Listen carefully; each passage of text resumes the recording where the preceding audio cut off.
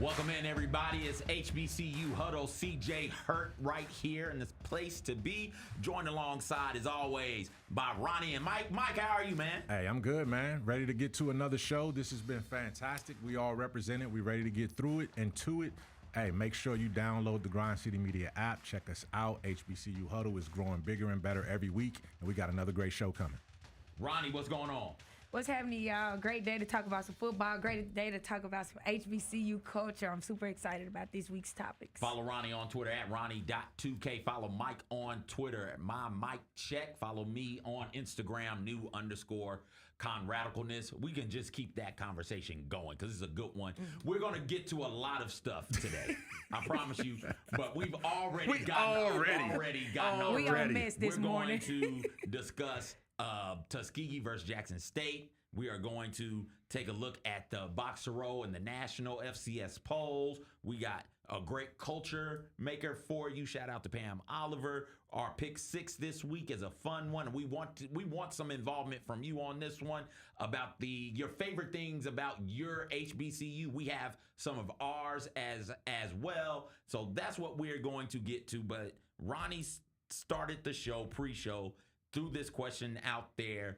What would be your second choice? We all went to HBCUs. For those who don't know, Tuskegee. Ronnie went to Mississippi Valley State. Mike went to Grambling State. But if you didn't, Kyra. Come on now, Kyra, our director. Kyra went to Delaware State. How could I forget Kyra, who I had to spend Friday with in the courthouse? Oh, she out on bail? Is she out on bail? Kyra, you good? Is she out on bail? So, all right, so that's what we got going on. No, we can't just leave that. Hey, you can't, no. Hold up. You and Kyra was in jail? Yes. Oh, God. That's where we got to jump off at. I see you're here. Is Kyra directing the show from 201 Poplar? You don't hear her yelling at me. Somebody go check on Kyra. Check on Kyra. She's in cell block 6 directing the show. So it was a minor driving infraction. And if you're not from Memphis, I don't know if your city operates this way. But if you just show up to court, they'll dismiss a ticket. You don't have to pay anything. Mm-hmm. And Kyra was a little anxious about showing up to court. I was like, Kyra, don't worry. I got you. What am I going to do? Right? Because if somebody wants to get Kyra, like she got it. I can't stop it. But I was just there for moral support. And Kyra walked in. Kyra walked out. Kyra was anxious, boy. They said, all right, Kyra, go in there. She won a live mic now, man. She won a live. Kyra walked in at 9 o'clock. Ronnie walked in there at 9 o'clock. Walked out at 9:03. I swear to God. They just checked in. Dismissed that fast? She just checked in. Walked in. They said, your name Kyra? She said, yep. They Have said, a good okay, day. bye. And she just walked out. There it is. Okay. That's my kind of place. We good. Kyra went to Delaware State. The Fighting Kyras showed pretty well this week. We'll talk about that some also. But Ronnie, where would you second choice? I definitely would stay in the SWAC, but I probably would have went to like Southern. I know. That blue and yellow just You strike crazy. me as a Southern. I could see you at Southern. They jig down there too. I'm just saying. They be jigging down there. Oh man, I could see you at Southern. You would fit at Southern, especially with the basketball team You know what too. I'm saying? Yeah, they was like a defensive mindset, you know. Yeah. Southern is your type of school. I could see that. Yeah. What about you? I wish the one regret I have about college is I wish I would have went to play basketball. I was pretty good for a high school basketball player. I'm not saying I'm going D1 SWAC or MEAC. I just wasn't that size. Just wasn't that type of athlete. But I think some of these NAIA schools, I hate that I didn't consider Fisk in Nashville more seriously. But like Xavier down in New Orleans, although glad I didn't go to Xavier because I was a freshman in 2005, so that August would have been Hurricane Katrina, and no clue what that would have been like for me. But I always thought Xavier had a beautiful campus. They had what I wanted to major in down there, pharmacy school, as well as a tremendous campus environment. I know some people from Xavier. Shout out to them. And I just feel like a smaller school would have afforded me an ability to play basketball. But that's where I would have went. That's a good point. For me, I went to Grambling State University, and I never really thought about where I would have gone otherwise until you mentioned that. But I probably would not have gone to a HBCU just because my mindset at that time was go and play basketball, right? So Jacksonville University was the second school that intrigued me the most outside of Grambling because of D. Brown won the slam dunk championship there. Artis Gilmore played at Jacksonville. Those guys were NBA players, and I was like, okay, if they're sending me information, I need to go there. But had it been an HBCU, I would have given probably Hampton, Hampton a look. I wouldn't have gone to Howard because it was too close. Yeah. So Hampton or, that would probably, Hampton or somewhere down south, maybe Florida A&M. Yeah. Parents wouldn't let me go to FAM. Yeah. I looked at FAM, but like my girlfriend at the time that I went to the prom with, and we were like, she went to FAM. And I was like, man, we can't be going to the same colleges. This feels like marriage. I'm not going to do that, man. So it was all good. But great question, though. FAM, Bethune, my parents looked at me and said, why you want to go to Florida? Why you want to go to the beach? The I was like, women. I want to learn. The women. Yeah. I want to get edumacated. Yeah. Edumacated. Nah, G. You I going had a for the teammate black went to women. Bethune. Yeah. You Them need to queens down You gonna there. be landlocked, son. You need hours between you and the beach. Yes. It's spring break every week. Every week. It's something about that Florida weather. Man. Yes, They sir. bring out the goodness in people. Game of the week this week. Let's get into it, people. Get back on track. We've got a great one for you. The W.C. Gordon Classic, where Jackson State will take on Tuskegee. Let's take a look at the tail of the tape in the HBCU Huddle Game of the Week graphic. Jackson State all-time record 501. 338 and 22. Currently, they're 1-1, coming off a pretty good showing, I think, against Southern Miss. Notable alum Dorothy Moore, Misty Blues Sanger, player to watch. You got Nate Rimbert and that entire Jackson State passing unit, as explosive as I thought they were, and I think everybody thought they were coming into the season. To only 2 weeks in, well, 3 weeks in, because you got to count week 0 because that's week 1. But early in the season, 2 games in. There's no passing touchdowns by this unit. So keep an eye on him in particular in this passing game. Overall, I expect some big things from them. Is that the former Mississippi Valley State? Yeah. Receiver? That is that they took. Yeah, okay. He is a playmaker. Good point. Go ahead, CJ. Tuskegee all-time record 714, 393, and 49. Currently, they sit at 2-0. What? Hey. What? Okay. We're going to find out some things. The fighting con-radicalnesses? They're 2-0, baby. And they're fresh off that win on the night game. I know y'all seen the night game in Tuskegee, Alabama. I know you guys seen it. Notable alum, the Commodores. If you don't know, they're fans of brick houses, and player to watch, Messiah Wells. That Tuskegee defensive front, really good at getting pressure on the quarterback. He leads the way with them. They have 7 sacks on the season so far. Mike, you've been around a few times this Jackson State program early in this season. Can you describe the overall focus of Coach T.C. Taylor's unit and describe what it means to play for JSU this year? Man, you can see the pride that T.C. Taylor has in being a former player who's coached there as well and led the team to a national championship. The expectation is high. They feel like anytime they step on the field, they're capable of competing, if not beating any opponent. And they certainly went down Highway 49 to Southern Miss last week and felt like they gave themselves a chance. And for the first half, they were right there. It was a one-possession game. As a matter of fact, the only thing that separated Southern Miss at home and Jackson State at halftime was a block punt that was on Jackson State's first possession, right? And it was a scoop and score. So I think what's hurting Jackson State right now is that their offense, as you alluded to, they haven't put the ball in the air and into the end zone from that prolific passing game. Jacobian Morgan is the offensive player of the year coming into this season. They got all of these wide receivers. They just haven't been able to establish that deep down the field passing attack. The running game is rugged. They hadn't been able to establish the passing attack, and that's what needs to happen. This time of the year for me is so very tough to evaluate teams because you are playing so many money games. So Jackson State, just for instance, Jackson State had one game against similar level. They went up a level. Southern Miss, yep. And now they're going down a level. Yep. And so it's just hard. I would expect, and I don't want to put words in your mouth, and I'll throw the question to you though. No. But I would expect this passing game come October to be one of the better ones in the FCS, wouldn't you, Mike? Yeah, I mean, it will. You're finding your way, right? And even with all of that talent, you still have to have continuity, right? You still have to have these guys come together.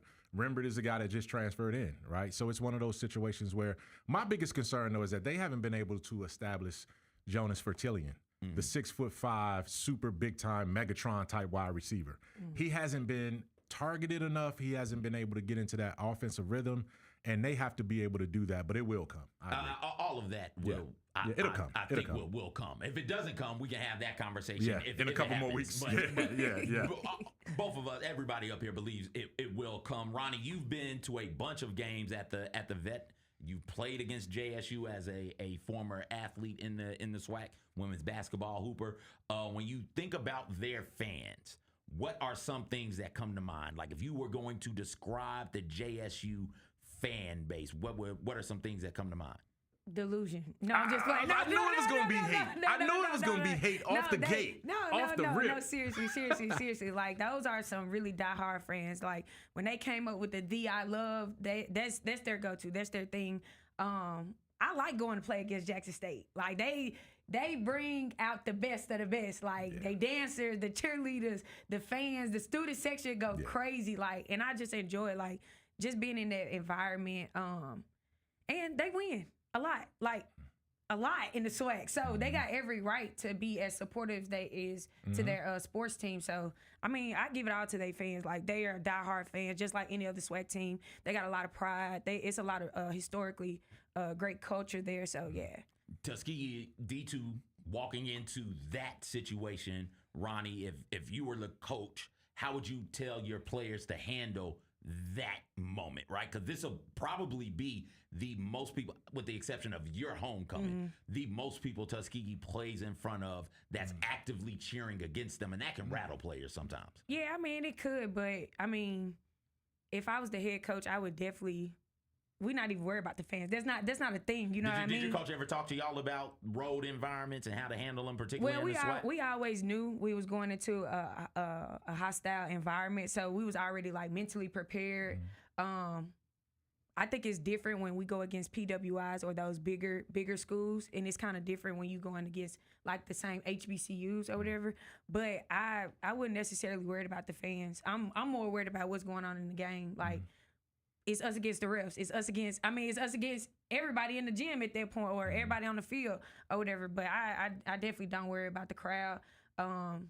Everybody put on their socks and shoes the same way. You know what I mean? Like, I'm not scared to play against nobody. So I hope those coaches got that same type of mentality, because I ain't scared of nobody. See, here's the thing. CJ's putting us on the spot, asking us the questions, He right? is. But he's deflecting. This his team. This his game. Do? So yeah, what y'all gonna do? Put it like that. We ain't gonna craft these fancy old questions and all that. Trying to be professional. Fancy questions. We want you to be realistic. He acting like he a broadcaster or something, right? Like he interviewing us. We want you to be realistic.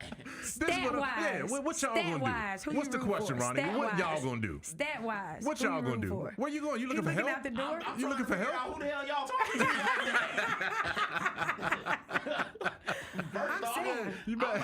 What y'all gonna do? I'm trying to run the show. My man, Mr. Run the Show. My man, I'm trying to make sure we hit what we need to hit. Yeah. I hope. No, we're not talking about hope. No, because he was on me last week. We're not talking about. We're not talking about Ronnie. We're talking about stats. We're talking about stats and being realistic. Ronnie, I be on you because you don't pay attention to stats or realism when you be talking about value. Right? That's why I be on you. But you the stats guy? I am. Week 0? I am. You the stats guy? I know it. So what you gonna do? 3 weeks in, then we on. What y'all gonna do? Y'all 2-0. Coach on the sideline. You gonna take this momentum? He been hitting the curl bar. He been hitting the curl bar. Short sleeve hoodies on the sideline. Tight shorts. He ready. What y'all gonna do? Tuskegee went to the Vet. They won in impressive fashion in 2017. Now this is not that Jackson State team. Right? Jackson State went through a really rough period. From fans were still incredible. Fans were still showing up, but the results on the field weren't necessarily what they wanted. Coach Prime comes in, and since then they've been rolling. And TC Taylor has done a tremendous job of picking up that momentum and taking it further. I am realistic about this. It's a D2 team taking on a D1 team. The facilities are different. The types of athletes you're able to recruit and bring in are different. This is a good FCS football program. This is potentially a great FCS, excuse me. Top 15 program. ranked. Yeah. So for Tuskegee D2 to go in there on the road, it's going to be hard for them to win. Any road game is going to be hard for them to win. I just don't want them to be overwhelmed. We talked some about this before the show, where some of these schools, FCS schools, some of the HBCUs went up a division and played some FBS schools. In the case of Tennessee State, they just played the number 1 ranked team in the FCS, and they got overwhelmed. It's easy for that to happen to you. I just hope Tuskegee does not get overwhelmed. With all of that said, to quote that famous American, Tuskegee by 50. Who's that famous American? There we go. Is that me? Ronnie Williams. Ronnie Williams. Tuskegee by 50. Listen, man, just go out there and compete. Tuskegee plus 50? That's we giving them 50 when they cover 50. No, I got love. For those, I'll be out there. Yes. I'll be out there. Yes. We should have talked He's about yes. this in the pre-show. We didn't, because I'm bad at this. But I'm gonna go out there. I'm kicking it with Kelvin Gates. Yep. We're gonna tailgate. We're gonna get it on video. So next week, we're gonna show you how to tailgate. If you ain't never tailgated before, you tailgated. You tailgated. I've tailgated. Okay. But not, yeah. You tailgating with the number 1 tailgater. You know what I'm saying? Yeah, we were ranking tailgaters. Did you put it in your order? 15. No, I just show up and eat whatever he got off the the griddle, pizza oven, whatever he got. That's what I'm here to eat. Man. I said, Mr. Gates, you going? He said, yeah, I'm gonna be there. You coming? Stop by. Man, I this said, dude, all right. this what time are you getting there? He said, shoot, we probably gonna get set up about 7:30, 8 o'clock. Get that grill rolling, get that smoke. We trying to eat breakfast at 9. I said, have mercy. He cooking breakfast too. Oh yeah. It's a 2:00 kick, right? So they got to get started early. Last week, Kelvin Gates was down there. He was He was in Southern Miss. Man, he's tailgating and cooking shrimp and lobster at a tailgate. So hey man, I'm Can jealous. I book you for a Valley tailgate? He'll meet you there. Hey, Valley play Jackson State. Come to Valley. Hey, he'll be there. You'll be there with him. I'm gonna be there. But CJ get first dibs though, man. CJ get first dibs. It's enough. To go around. It's enough. I'm not in a rush, baby, because I know it's gonna be food there. I know it's gonna be food there. Listen, we're gonna take a break. We're gonna come back. We're gonna do our picks. And we're going to keep this show rolling. You're listening to HBCU right here on Grind City Media in the Built for Tough studio. Let's go, Grizz, let's go! Oh, John Moran just broke the rim with that finish. Defense, take that ball! Defense, take that ball! So on one, Jared with a rejection. Give me that! Moran digs at it, knocks it away. Picked up by Pippen.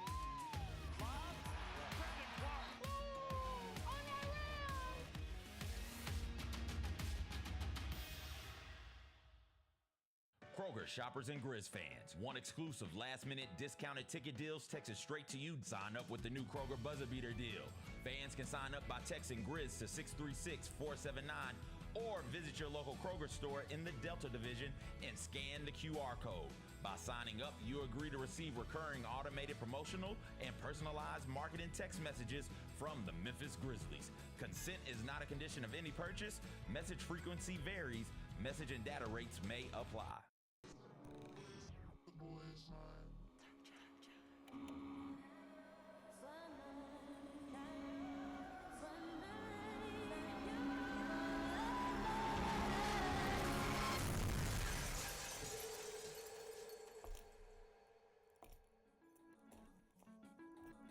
You ready?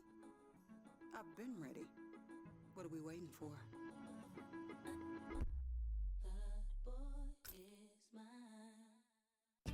Now for a limited time, the new $1.99 crispy tender wraps are here at Sonic. Who could deny a crispy chicken tender with bold flavors like hickory barbecue and cheesy Baja? And we can't forget the crisp lettuce and melty cheese to make the perfect bite. Wrap yourself up with some TLC, tender, love, and chicken for only $1.99. Sonic $1.99 crispy tender wraps. Tax not included. Limited time only at participating Sonic drive-ins. Grizzlies fans know it's the team that gives you the edge. Big River Steel does too.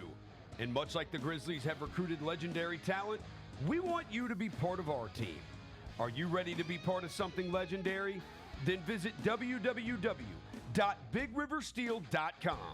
That's www.bigriversteel.com.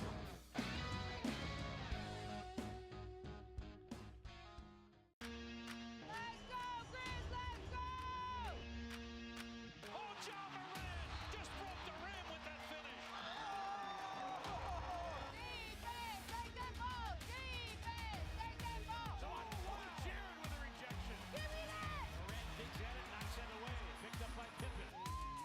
Bob, Brandon Clark. Oh, On that rim!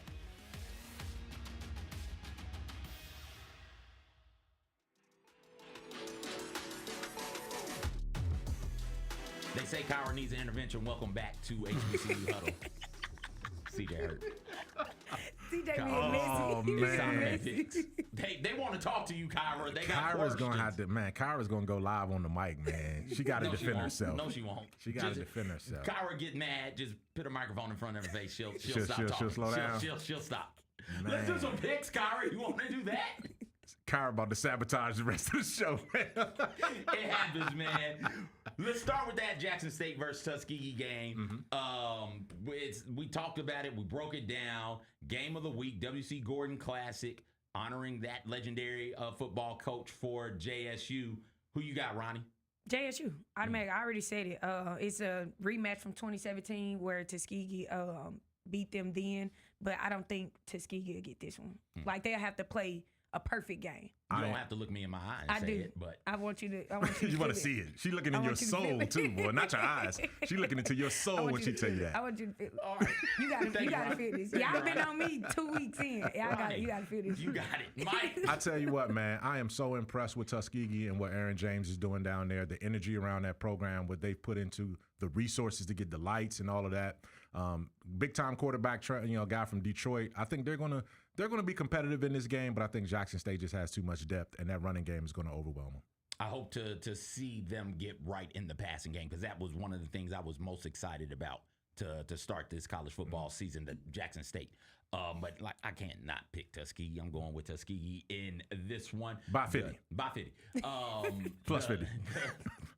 The Legacy Classic starts, that series rivalry starts this year, and it starts this week when you have Tennessee State taking on Alabama A&M. Mike, what say you? Tennessee State, if they're going to do anything this season, they have to bounce back. They didn't get too many guys banged up in that awful loss to North Dakota State. I think they bounce back at home and take this one with pride, with some pride. Ronnie? Yeah, TSU gonna have to win this week. If not, they're gonna have a long season. Yeah. This will be a bad loss on their record this season. 59-3 to North Dakota State last week for Tennessee State. They only had 4 first downs in the game. The first one came with under 7 minutes left in the third quarter. Tennessee went 3 and out, or they either went 3 and out or they turned the ball over on 11 of 13 drives against North Dakota State. It's going to be hard for me after seeing that performance, and I wasn't overwhelmed or thoroughly impressed with what they did against North Carolina A&T to start the season. It's hard for me with those 2 games being data points, so to speak, to pick Tennessee State to do much of anything right now. I'll take Alabama A&M. Grambling takes on the hated, the dreaded, the despicable, the despised Come on, bring that energy over here. Kentucky State. Bring that energy over here. Come on, bring it. Who you Hey, got? I'll start. Ronnie, I see you. I'll I see you. start. I see you. Go ahead. You got I'll it. start. Uh-huh. I'll start. Grambling need to win after that money grabbing game performance last week. Y'all gonna have to come up with something. Y'all gonna have to come up with something. Hey, I see 3 G's right there, right? And we 3 G's on this set right here. So I'm going to go with my G right there. We got that fresh, almost $1 million payday. The band showed out and won the performance that mattered. And now we're going to roll over Kentucky State, that D2 team that doesn't even need to be on the field with us. One of my favorite things that we do as an HBCU collective is after taking one of those type beat downs, be like, yo, but our band, though. There you Did go. you see the band? Hey, That's the it. band And made y'all the lost show, some. though. Y'all lost some. We didn't send the video because we couldn't play it for sound, and showing this video without the sound does not do it justice. I'm going to do my best to describe it. Ohio State's band is on the field getting ready for the halftime show. Gramblin's band is still in the crowd, and they are getting it. They're still getting it. And from the moment the horn starts, it was a horn, wasn't it? It was. The moment the horn It was. starts, you see the Ohio State band members like what perk up, and it's like, wow. There's a young woman who it shocks her out of her, like she jumps out of her skin, like, oh, I'm in the band. I hear these instruments. I've never heard that instrument sound like that. And then it's just captivation. It is just these college-age kids. Their peers are playing. They're watching them the way a 6-year-old watches them come through. They're amazed. With all in amazement. They're watching. They're nodding along. They walk by to, I assume, get ready for the performance Ohio State does. And every single person walks by is like, oh, I don't know how they do that, but that is great. And that's, for those who might not know, that's Ohio State's band. Like, And they're really good. They are Ohio good. State's a really good band. It's really good. The bands at the FBS level, you point to Ohio State and say, hey, that's one of the best bands. And even they're looking around like, oh, no, we don't do this. This is something different. That was an incredible moment. They did lose by 70, but I will take... What that got to do with it, though, It man? got What that got to everything do? to do That with don't it. have nothing to do with It it. got everything to do with What it. you just described was how the football players felt going up against Ohio State. It reversed when it came time for the halftime. That's all I got to say. Next game. I will take... Wait, hold on. Don't go next. I'll take Grambling as also. Now let's go to the next game. Southeast Louisiana takes on Mississippi Valley State. Who you got, Ronnie? I don't need to say nothing. Y'all already know who I got. Mike, who you got? This one's gonna be tough, man. They lost to Tarleton State last week. They played well the week before against Southern. This one's gonna be tough though. It's a short ride, but I think Southeast Louisiana is gonna beat them. It's 3 weeks into the season. Most teams have played 2 games, with the exception of the ones that played on week 0. Mississippi Valley State, 2 games. They hadn't won, and this is what we talked about to start the season. You're not going to be able to measure how the season went for Valley based off of wins and losses. They're just not quite there yet, but I have liked the things that I've seen them do and how competitive they've been. They're not overwhelmed, whereas some of these other teams have been overwhelmed and looked it early in the season. Valley hasn't, and I think that's a big thing, and that's a testament to coaching and the job that they've done getting those young men ready to play football. With that being said, I'll take Southeast Louisiana. We can go to, I'm sorry, Ronnie, we can go to FAMU and Albany State. I don't like that you put that butt in there, but whatever. Man, And you said young men again too, man. That's 2 weeks in a row you said young men and mispronounced it. Come on now. We got my guy, Mike. We're gonna talk about my guy. He's coming. He's coming. Talk about my guy. You know we're gonna talk about him. FAMU takes on Albany State. Albany State is averaging 50 points per game while allowing just 14 points per game. Isaiah Knowles of Albany State is coming off a 7-touchdown game against the Thoroughbreds of Kentucky State. Darius Cyprian, star receiver, transfer from Alcorn State to Albany State. They are taking on FAMU, and FAMU seems to be reeling right now. And I'm not sure. Again, they played the FBS team last week, so I'm willing to stall them out. But I think that Howard loss 10-9 is one that is really rubbing people the wrong way down in Tallahassee. Mike, FAMU, Albany State. Where you going? I'm going for the upset, man. Okay. Hey, Quinn Gray, former prolific Florida A&M quarterback, is now coaching at Albany State, if I'm not mistaken. So for Quinn Gray to go up against his former team that he played for, he's looking for a big time upset. They have the players to do it. And FAMU, if they can't score, Albany State has proven that they can score. They're going to have to figure out a way to keep up. I got the upset right there with Albany State taking the D2 over the FCS team. Y'all know I hate FAMU. Ever since the AD said something about Valley, I hate FAMU. So Albany State all day. I will. Again, it's a school playing upper division. FAMU should win this game. I will take the Rattlers here. South Carolina. Wait, where we going? No, Bowie State taking on the Fighting Kyras. The Fighting Kyras.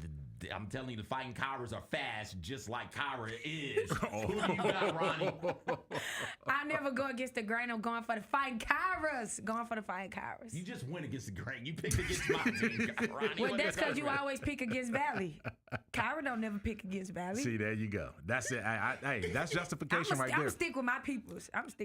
There you go. I'm going with Deshaun Jackson and what they were able to do, man. That was a tough game that they had to navigate. The game got suspended with 3 minutes left. Yeah. And it was basically a noon start. They didn't finish till like 9 o'clock at night because of the weather right there, but they stuck through it, made a real big comeback to knock off that team right there. So I'm going with Delaware State to get this win this weekend. I think they'll go to 2-0. This is my upset. 2-1. This is my upset of the week. Give me Bowie State over Delaware State. I'm noticing that I'm against y'all on a lot of these picks. So that we're going to see some movement. We're going to see some movement in the standings. Absolutely. Pick a side. South Carolina State takes on Bethune-Cookman in an old MEAC showdown. Yep. Mike, what you got?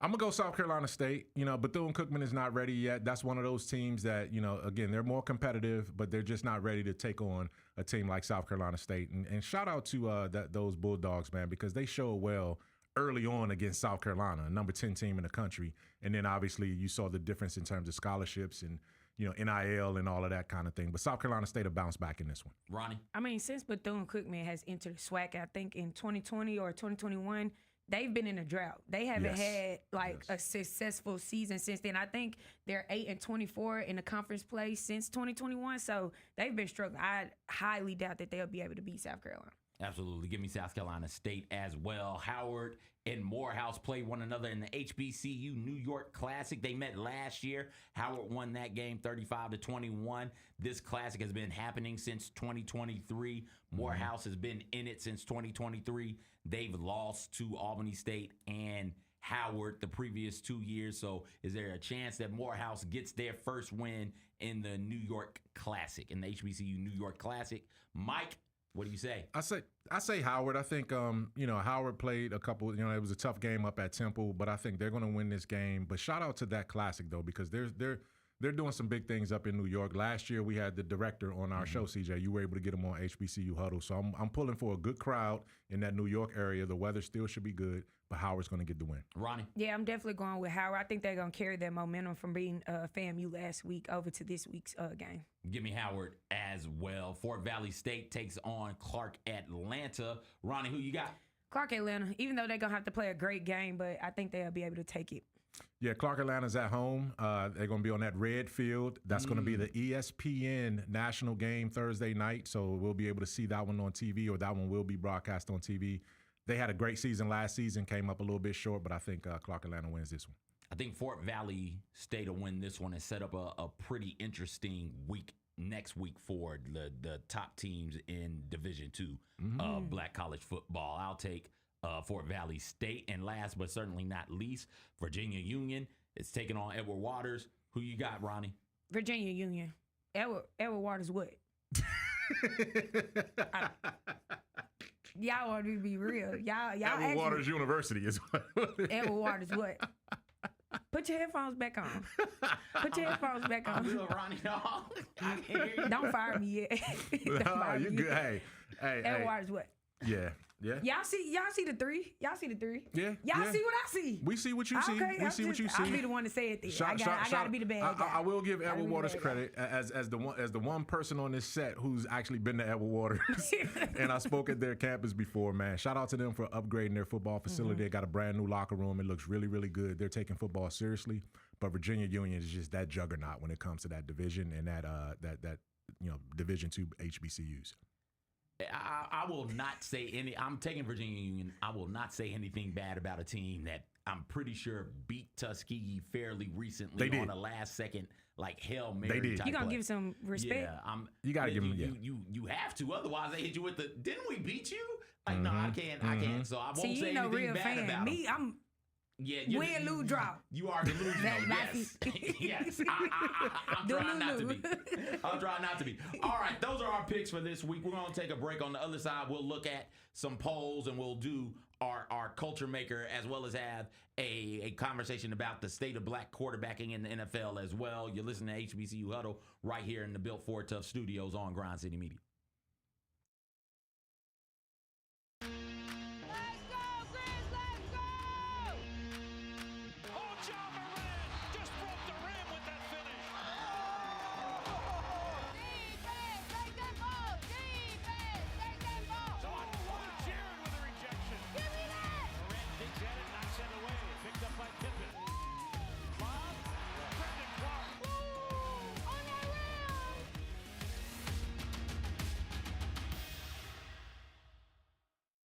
they sell you on Memphis? Well, really just I was really looking at the success that Memphis had, something I wanted to be a part of, and then the reputation Coach Silverfield and Coach Cramsey had as an OC, the things that he was able to do with Seth and the things that he's done in his career. I felt like that's something I wanted to be a part of, and I felt myself being able to excel in his offense. And also, I looked at the weapons around and everybody that I was going to be playing it with. The Chris Vernon Show, live on weekdays at noon on YouTube at Grind City Media and the official Grind City Media app.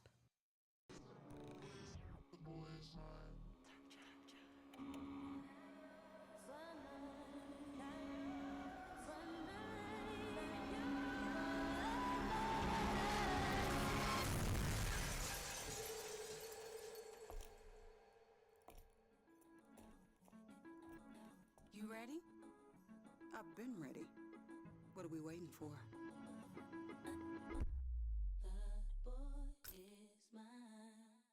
Why are you dressed like that, CJ? What the hell is wrong with you? CJ, can you do some high knees? Is that a towel he has tucked in his shorts? Why are we allowing this? It's a towel. Why are we allowing this?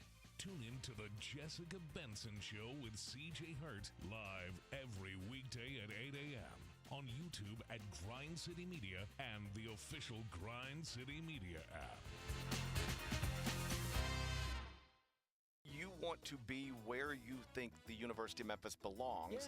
Can you imagine what the next step is? I think we're positioned, we're ripe for success.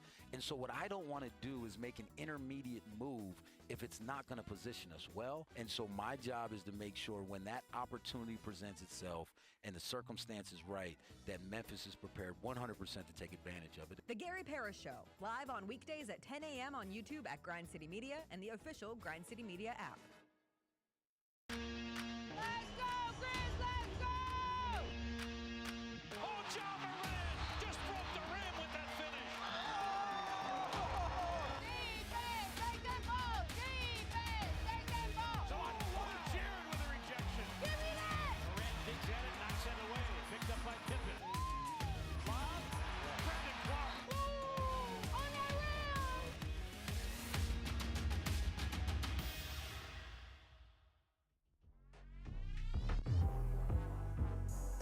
My 40-yard when I ran it was like 5'2".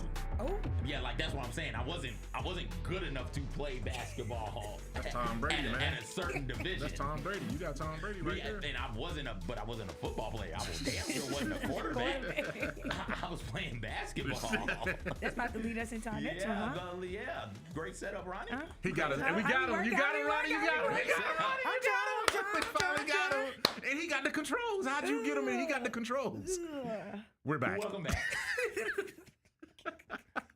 Black quarterbacks in the NFL. Week 1 saw 16 starting black quarterbacks take the field for the first time in NFL history. Russell Wilson became the first black quarterback to start season opener for the New York Giants. He gets to 200 quarterback starts. That's the most starts ever by a black quarterback. Wilson sits at 6th all-time in consecutive regular season starts with 149 and consecutive starts, including the playoffs, at 165 amongst black quarterbacks. Warren Moon has the most games played by a black quarterback with 208, so there's a chance Russell Wilson passes him this season. Like I said, week 1 saw 16 black quarterbacks starting, and I remember as a kid like how rare it was to see one of them on the field. 1968 saw the first starting black quarterback in Marlon Briscoe, who was promptly moved to wide receiver the following year. There's a long list of that. Mike, you're familiar with it. I'm familiar with it. If you're of a certain age, you're probably familiar with it as well, of star quarterbacks who were black in college coming to the NFL and being forced to play a different position. Doug Williams, first black quarterback to win the Super Bowl or to start a Super Bowl in the 80s, late 80s at that. That's somebody who you're close with, Mike, when you saw this, because everybody saw it and we were all talking about it a little bit. When you saw 16 starting quarterbacks being black week 1 of the NFL, how did you reflect on that? Did you reflect on it? How did it make you feel? I had to reflect on it because the first thing I thought was, wow, Like, you finally got to this point now where 16 starting black quarterbacks on week 1, that represents half the league. You got 32 NFL teams. 16 of them are starting black quarterbacks. And for so long, for so much of my career, that spans 25 plus years, this has been a story. The progression of the black quarterback. I remember growing up as a kid, as you mentioned, Doug Williams was the biggest influence on me going to Grambling. As a Washington, D.C. native, I was in junior high school when he took the Redskins to the Super Bowl and became the first black quarterback to start a Super Bowl, the first black quarterback to win MVP. And he talked about that magical place that he went called Grambling. And I was like, I'm going to Grambling, right? And, so every year, and he faced it. Warren Moon faced it. All of these quarterbacks that came through in the 80s, Cunningham, like those guys never really got the benefit of the doubt that we look now 25, 30 years later and we see 16 starting black quarterbacks. It's an accomplishment, and hopefully this doesn't continue to have to be a season of firsts every time. It just has to be something normal because African Americans can play any position and work in any stage of the NFL as we've seen. And that was something I was going to ask, like, isn't it wild to think that within the black community, we're still breaking barriers in 2025? Like, we're still, in 2025, we're the first to do this. Like, isn't that wild? Like, how do y'all feel about that? It's not wild to me. It makes complete sense to me. We just integrated. And we're still not really integrated either, right? Like, we are still... Not 100%. It'll never be. 100%. 30%, I don't think. We are still pretty segregated as a collective where, like, you look at a city like Memphis, you tell me how many white people are in Orange Mound. You tell me how many black people are in Central Gardens, right? Like, you tell me how that looks and what those numbers are. And it's that way in every major city. It's that way across America. So, yeah, as you continue to fight for a better life over here, that means if you're black, you end up going into some non-black spaces where that door has been shut before you, but you still push and persevere and get in there. And as we continue to try and progress as a people so that we can have all of the same choices, the same access to the same resources that our counterparts have on the white side, yeah, we will continue to see first black person to do blah. First time black people have done this over here in this nation because it's all still relatively new, right? Like my father was the second or third class to integrate his elementary school. My uncles integrated their elementary school. Those are relatives still alive, still in good health, still sound mind and body. My uncle golfs every single day. My dad jogs 10 miles for some reason. Nobody's chasing him, but he's out there jogging every single day. Just in case. They're not old and shriveled. They are still vibrant people, and that happened in their lifetime, formidable years in their lifetime. So as we continue to push forward, this stuff will continue to happen. It's not a big surprise to me. If you had asked me though, CJ, which pulled me to the side in 2000, hey CJ, which one would happen first? Will we get 16 starting black quarterbacks in the NFL all in 1 week, or a black president? I say easy, no brainer, black president, because you don't need one of them. You need one of them. If you got 16 black quarterbacks out there starting, that means some of them ain't good enough to start. That means some of them are bad, right? You're going to, I'm not going to say no names, but you're going to have to start a Spencer Rattler out there, right? Like, and there's no way a bad quarterback who is also black will get to start in the NFL. And then you look up and Kyler Murray's running around out there.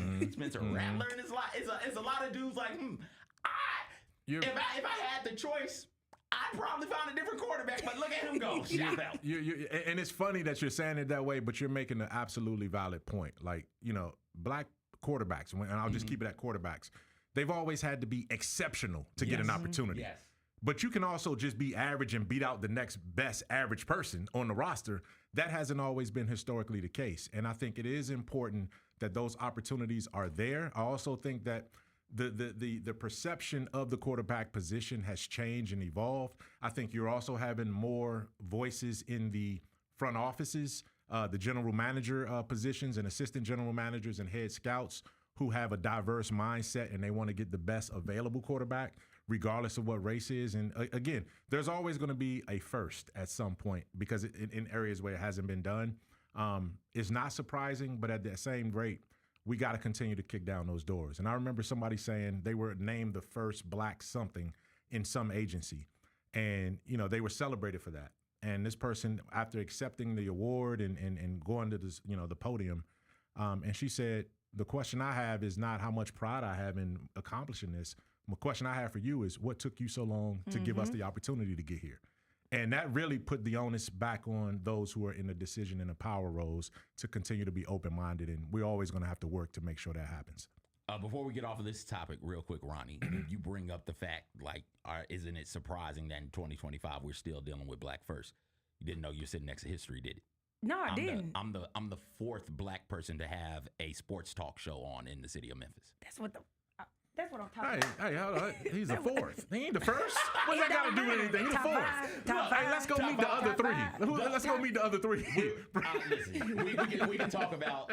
Shout out Till the Thrill, Ron Tillery. Shout out to Jason Smith. There you go. As well, but ahead of me. Both of them are hitting. I'm blanking on the first one. All right, I'm blanking on him. But those two were around when I was in the city, and they were tremendous help to me. Let's do some poll talk. Yes. Boxer roll polls. Not too much change as we take a look at this week. Jackson State, South Carolina State still remain 1 and 2. Alabama State jumps now from 7 to 3. You got North Carolina Central coming in at 4, Virginia Union at 5. Johnson C. Smith is into the polls at number 6. Tennessee State, they fall slightly from 4 to number 7. Albany State is in the polls for the first time at number 8. Howard is in at 9, and Alabama A&M comes back into the polls from being non-ranked to number 10 in the nation. We take a look at my ballot. I've got it going. Jackson State 1, North Carolina Central 2, Alabama State 3, followed by South Carolina State, Alabama A&M, Morgan State 6, Virginia Union 7, Howard, Prairie View A&M, and FAMU round out my top 10. Mike, take one team off my list and put another team in. Ooh, I can't take any. Well, I would have to. You know, it's easy. I will take FAMU off your list. I don't see any reason why they should be up there whatsoever. And if I'm going to put a team in there, you know, it would almost have to be Tuskegee. I mean, and that's a shame on you. That's a shame on CJ. Not to include your I know, alma mater. Especially at number 10 with the way FAMU was played. I would put Tuskegee at number 10, or I would put Albany State in there at number 10. But certainly those are the ones I would take off. I mean, shame on you. Yeah. They lost by 1 to Howard. Shame on you. They played at FBS school. I kept them there, but whatever. Ronnie, some teams you're high on though. Even though they not on your poll, Mississippi Valley, forever and always, forever and always. Forever and always. Put your headphones back on. Turn your head back. Mississippi Valley. Number 1, Mississippi Valley. But no. I really enjoyed watching Jackson State these past couple weeks, and Alabama State. 2 words, Andrew Body still. I'm very impressed. I'm very impressed by his game this season so far. Man, they killed Southern. They killed Southern. I told y'all Southern didn't look good. I told you that. Southern so bad. Southern didn't look good. Coach Graves said, "Hey, we got to get a new offensive coordinator in here. Hey, where the young men's at?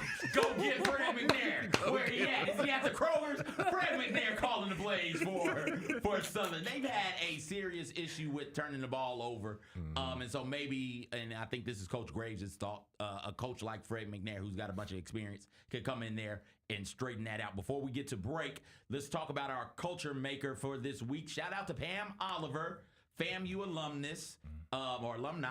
That always throw me off. You can't say alum. It's one, either I or us. But she graduated from FAM, y'all. When FAM was in the AIAW, she was an All-American in the 400 meter and in the mile relay. She also won a national championship, which was the first time a women's sports team won a national championship at FAMU.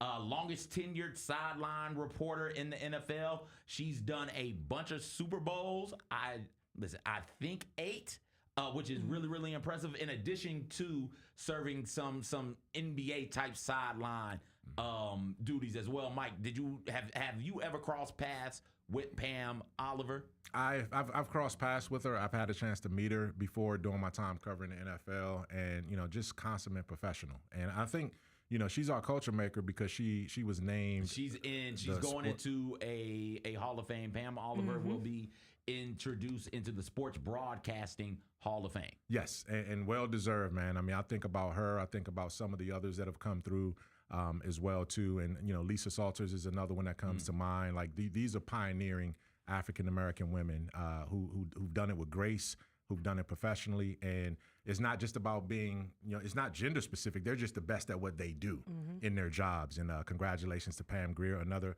example of HBCU. Oliver. I said Pam Grier? Yeah. Pam Grier too. Pam Grier too. But Pam Oliver, another testament to HBCU greatness. Absolutely, absolutely. We're going to take a break. On the other side, we're going to share our favorite things about our HBCUs. We want you to do the same in the comments section on the YouTube channel. Hit us up on Twitter, my mic check, Ronnie.2K, Conradicalness. Let us know some of your favorite things about your HBCU, and let us know if we got our things right about our HBCUs. That's coming up on the other side right here on Grind City Media and the Built for Tough studio.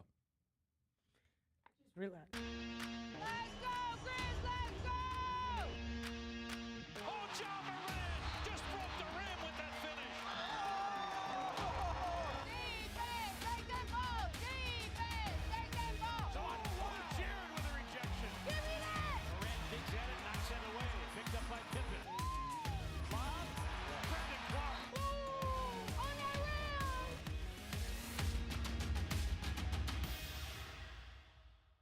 Who do you go to learn still? Like, who are you looking to for inspiration? A couple years ago, I went and visited, even though he's younger than me, but we've got great admiration for one another. Went and visited Dan Lanning out at Oregon, right? A young head coach who's had some success. Mike Norvell may not have had the season he wanted in the past. We can still get on the phone and talk about things, right? Tune in to the Jessica Benson Show with CJ Hurt, live every weekday at 8 a.m. on YouTube at Grind City Media and the official Grind City Media app.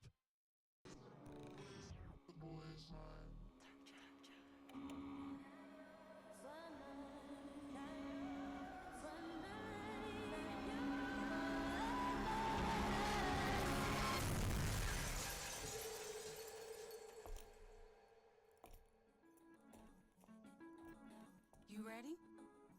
I've been ready. What are we waiting for?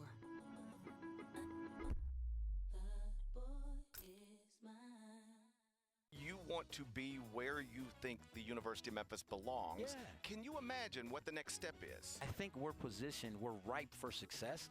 And so what I don't want to do is make an intermediate move if it's not going to position us well. And so my job is to make sure when that opportunity presents itself and the circumstance is right, that Memphis is prepared 100% to take advantage of it. The Gary Parrish Show, live on weekdays at 10 a.m. on YouTube at Grind City Media and the official Grind City Media app.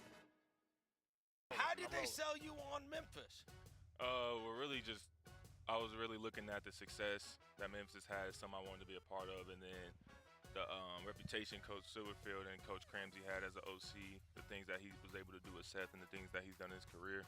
I felt like that's something I wanted to be a part of, and I felt myself being able to excel in his offense. And also, I looked at the weapons around and everybody I was going to be playing it with. The Chris Vernon Show, live on weekdays at noon on YouTube at Grind City Media and the official Grind City Media app. Let's go, Grizz, let's go! Oh, John Moran just broke the rim with that finish. Defense, take them ball. Defense, take them ball. So I don't want Jared with a rejection. Give me that. Moran digs at it, knocks it away. Picked up by Pippen. Lob, Brandon Clark. Ooh, on that rim.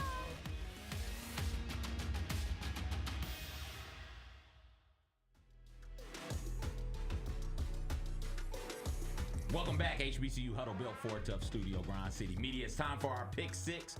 This week's Pick 6, inspired by Ronnie. We're going to do our 6 favorite things about our HBCU. The things we like the most about where we graduated from. Tuskegee, Ronnie, Mississippi Valley State, Mike, Grambling State. Let's start with my Pick 6. Start with the class sizes. I need small class sizes, and to show up to class and have a class that's not 30 to 40 deep. That was really, really cool for me, really important for me. The camaraderie is number 5. We make sure that we get through. Did I spell it wrong? Yes. Comrade.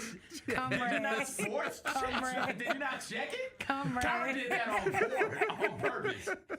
They didn't teach me to spell, but damn it, I see. go. I didn't make it. I didn't barely make it out.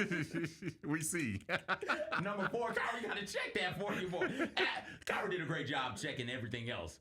Mike caught some things I made mistakes on, but that's what I'm saying. It wasn't no things. It wasn't multiple. It was just multiple. one thing, man. You were good. Kyra caught 2. To say JSU. I didn't know. Yeah, that's what I need, right? I need the camaraderie. However you want to spell it, I need it. I gotta have it. I thought y'all had some comrades down there. That's what I thought. I thought they were communists down there. The male to female ratio was incredible for me. Part of the reason I applied was for that ratio was 65-35, and then when you dig deeper, like you realize that most of the dudes don't make it out of freshman year. So all you got to do is make it out of freshman year, and then it's like 75-25, 80-20, dog. And I never took advantage of it, but it was still great. Number 3 for me, the stars at night. Just to be serious. Like you step outside in Tuskegee, Alabama, like 11 p.m., and you look up some of the prettiest stars, the prettiest sights you've ever seen, and it's wonderful. I miss it. Like one of the things I miss the most is that. Number 2, the alum, they're always so kind and generous with their time and real giving. And then number 1, the history. From the Tuskegee syphilis experiment to the Tuskegee Airmen, you throw in Booker T. Washington's impact as well. Then you add on to it acts like the Commodores and personalities like Tom Joyner. All of that is just really, really cool, really, really fun. And those are my 6 favorite things about Tuskegee University. Shout out Tuskegee. Ronnie, what you got? Mississippi Valley, the tuition. First of all, everybody's in-state tuition. Valley is super cheap. So hey, you looking for a cheap school to go to? Make sure you go to Mississippi Valley. You know what I'm saying? Enrollment is yearly. You know. Number five, small classes. Again, I agree. I want the professor to know my name. Like every class I have, I want the professor to make sure they know my face, they know my name, they check in with me whenever they can. Number 4, one-stop shop. You can get everything you need right at Valley. Men got their hair cut in the student union. You can get your hair done for the cheap at Valley. You got girls doing nails. Everything you need is right there on campus. They even had a small Dollar General on campus inside the student union. Number 3, the yard. The yard is where all the memories are made. Literally. Get there. Get near ASAP. Number two, the culture. The culture there, hey, you're going to build your character. You're going to find yourself within Valley's culture. And if you love Valley the way I do, you're gonna absorb all that and you're gonna be successful. So, culture. Number 1, the parties. Hey, it ain't nothing down there but a Dollar General and a Double Quick. So you go have the party. You know what I'm saying?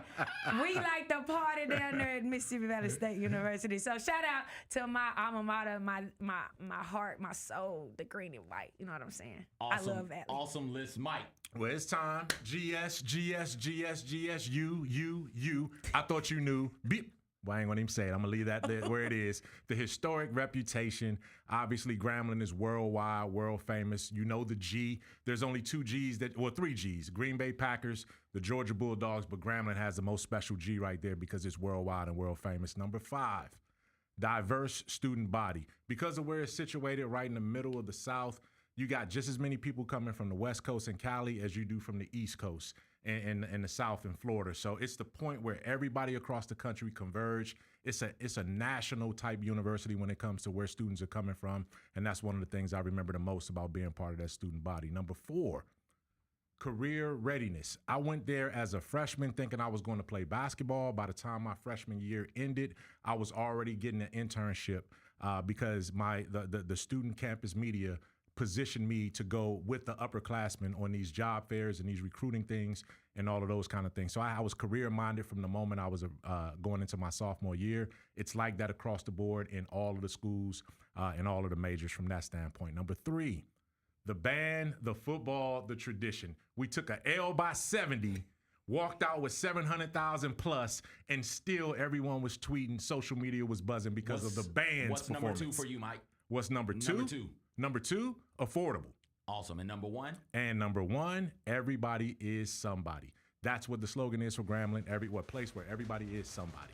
Kyra, throw your list up here real quick. We'll run through Kyra's in-state tuition. She was close to her family, surrounded by major cities, Delaware State, black professors, small campus, history built on a plantation. Let us know what you think about our list and share with us some of your favorite things about your HBCU. That'll do it for this week. Thank you guys so much for hanging out with us. For Mike, for Kyra, for Ronnie. We'll talk to you next week. There we go.